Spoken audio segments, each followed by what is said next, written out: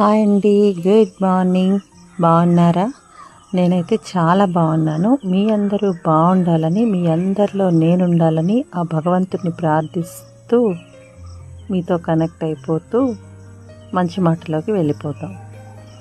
గాలి మనకి కనిపించకపోయినా మనకి ప్రాణం పోసేది మన ఊపిరి అంతా ఆ గాలి నుంచే కదా.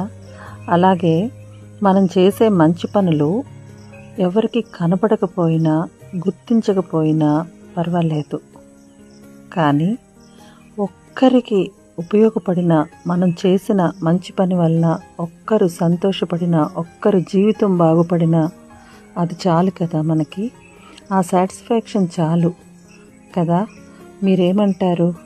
మీరేమంటారు అన్నది నాకు కింద కామెంట్ సెక్షన్లో పెట్టి చెప్పేస్తారా ప్లీజ్?